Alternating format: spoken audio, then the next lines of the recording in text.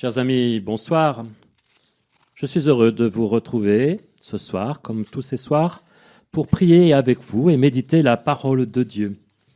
Je suis avec Sœur Geneviève du Très Saint Sauveur de la communauté de Croix-Rouge. Elle est membre de l'équipe pastorale de l'espace missionnaire Reims-Ouest. Les chrétiens préparent la mission itinérante qui aura lieu la semaine prochaine et nous invitent à les porter dans la prière. Aujourd'hui, nous célébrons Notre-Dame du Rosaire. Cette fête fut instituée par le pape Pie V pour commémorer la victoire de Lépante qui repousse l'invasion turque. Nous étions le 7 octobre 1571. Véritable miracle vu les conditions attribuées à l'intercession de la Vierge Marie. Cette fête est alors appelée Notre-Dame de la Victoire.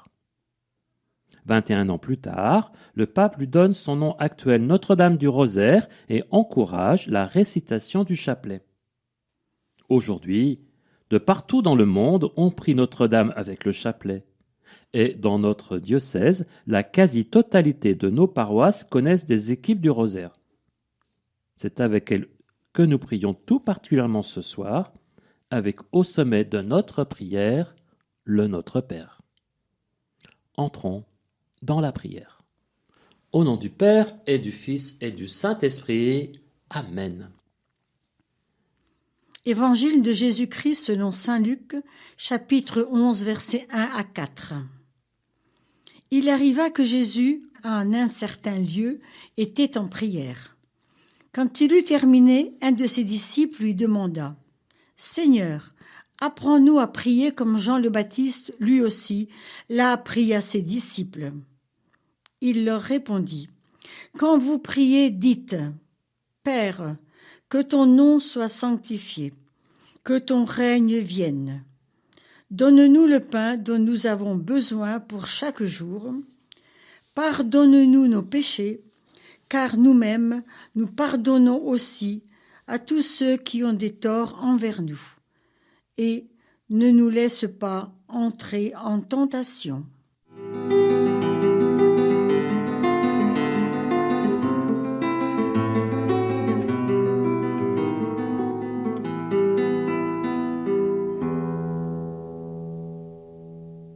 Le Notre Père est la prière chrétienne par excellence.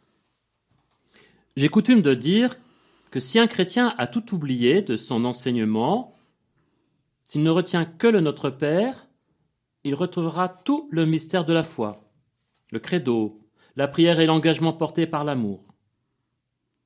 C'est un don de Dieu qui nourrit la foi, l'espérance et la charité. Celui que nous récitons est la version que nous trouvons dans l'évangile de Matthieu, incluse dans le discours sur la montagne. Nous venons d'entendre celle qui est dans l'évangile de Luc, et vous avez noté quelques différences. La différence est d'abord le contexte. Luc écrit « Il arriva que Jésus, en un certain lieu, était en prière » et place ce moment, dans son récit, sur la route qui le conduit à Jérusalem, vers la Passion. La tradition locale situe ce lieu en haut du mont des Oliviers, à l'est de Jérusalem. Aujourd'hui, un carmel perpétue ce lieu de prière, le carmel du Pater. Les textes ne nous disent pas comment était Jésus lorsqu'il priait, si ce n'est un jour où il était en prière sur la montagne avec Pierre, Jacques et Jean, et qu'il fut transfiguré devant eux. Mais je crois que lorsque Jésus priait, il devait être beau à regarder. Quelque chose de lumineux devait rayonner de lui, comme on le perçoit un peu chez certaines religieuses âgées qui ont été pétries toute une vie par l'oraison. Ce que Luc rapporte, c'est le désir que cela suscitait chez ses disciples. « Seigneur, apprends-nous à prier. » Et là, il faut imaginer leur surprise. Le premier mot pour prier que Jésus leur donne est « Père ». Comment peut-on dire à Dieu « Père » sans blasphémer, sans mentir ? Les Juifs, et ils en étaient, ne disent même pas le nom de Dieu révélé au Sinaï par Moïse. il se contente de dire « Seigneur, Adonai ». Et, en le faisant, il baissait les yeux et se couvrait la tête pour marquer la grandeur de Dieu. Le grand prêtre, lui, disait ce nom sacré une fois par an. Et le roi, avant la chute de Jérusalem, pouvait de façon officielle recevoir le titre de fils de Dieu et prier ainsi pour le peuple, mais guère plus, surtout à l'époque de Jésus. Car dire à Dieu Père, Abba, c'est utiliser le qualificatif réservé au seul Fils. Et donc, c'est au mieux mentir, car nous ne sommes que des hommes, au pire, nous faire nous-mêmes Dieu, Fils de Dieu, nous qui le disons tous les jours, notre Père, mesurons-en la portée. Que Jésus le dise, notre foi chrétienne l'admet bien volontiers, car il est le Fils de Dieu. Mais qu'il nous invite à le dire aussi, ce n'est pas la même chose. Et les premiers chrétiens d'origine juive auront certainement eu du mal à le dire.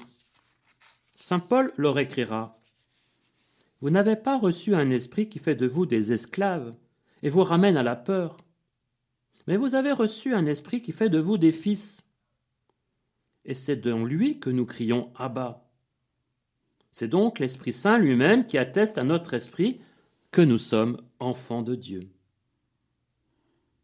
La prière que Jésus nous donne nous établit dans une relation filiale avec lui, avec Dieu, pleinement, sans mentir ni artifice. C'est l'Esprit Saint, l'Esprit qui unit dans la communion le Père au Fils, qui le fait vraiment.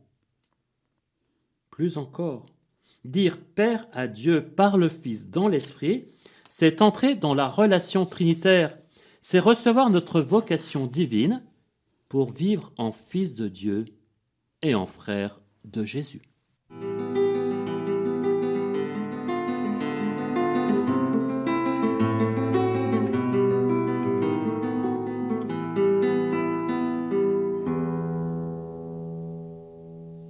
Dire à Dieu Père sans mentir, en vérité dans l'esprit, c'est recevoir sa dignité de fils de Dieu. Voilà pourquoi nous le prions dans la liturgie debout. Mais dire avec d'autres Père, notre Père, c'est aussi reconnaître ces autres comme frères et sœurs avec Jésus. C'est pourquoi nous aimons nous donner la main pour le dire et manifester ainsi notre fraternité. La prière du Notre Père porte en elle, dès les premiers mots, ces deux dimensions. Celle que je qualifierais de verticale, celle qui relie la terre et le ciel, le Fils au Père, les hommes à Dieu, et celle que je qualifierais d'horizontale, celle qui relie les hommes entre eux par le lien de la fraternité. Et si de plus, vous tracez sur votre corps le signe de la croix, avec les deux dimensions, tout est dit, tout est là jusqu'au mystère pascal. Car vouloir tenir ensemble ces deux dimensions, comme Jésus l'a fait, l'a conduit jusqu'à donner sa vie, à s'offrir à Dieu pour nous, sur la croix. Là se manifestent au monde ces deux dimensions, liées dans un seul mouvement trinitaire. Père, dit le Fils, entre tes mains, je remets l'Esprit. Scandale pour ceux qui veulent garder sauve la transcendance de Dieu. Folie pour ceux qui ne voient qu'une logique mortifère et absurde. Nous prêchons un Messie crucifié, scandale pour les Juifs, folie pour les païens, écrit l'apôtre Paul aux Corinthiens. Mais pour ceux qui sont appelés tant juifs que grecs, il est Christ, puissance de Dieu et sagesse de Dieu. Car ce qui est folie de Dieu est plus sage que les hommes, et ce qui est faiblesse de Dieu est plus fort que les hommes.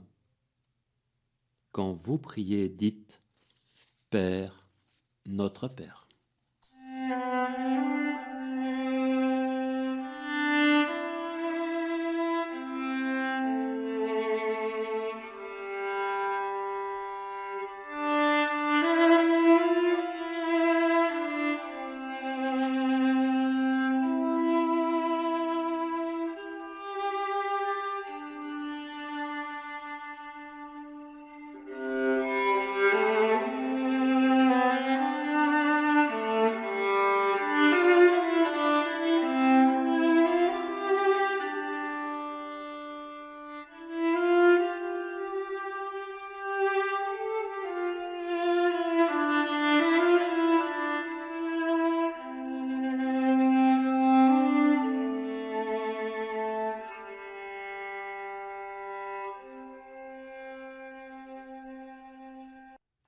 Nous prions toute cette semaine, vous le savez, en communion avec les communautés chrétiennes de l'espace missionnaire Reims-Ouest, qui préparent leur mission. Aujourd'hui, nous le faisons avec les enfants du quartier Croix-Rouge. Un jour, dit la légende, il y eut un immense incendie de forêt. Tous les animaux terrifiés, atterrés, observaient impuissants le désastre. Seul, le petit colibri s'activait, allant chercher quelques gouttes avec son bec pour les jeter sur le feu. Après un moment, le tatou, agacé par cette agitation dérisoire, lui dit « Colibri, tu n'es pas fou. Ce n'est pas avec quelques gouttes d'eau que tu vas éteindre le feu. » Et le colibri lui répondit « Je le sais, mais je fais ma part. » Jésus, nous voulons faire comme le colibri, donner notre part pour mettre la paix à la maison, à l'école, dans le quartier, et donne la paix aux enfants du monde. Avec tous ceux qui, de par le monde, prient le rosaire et invoquent la Vierge Marie, nous prions. Je vous salue Marie, pleine de grâce. Le Seigneur est avec vous. Vous êtes bénie entre toutes les femmes, et Jésus, le fruit de vos entrailles, est béni.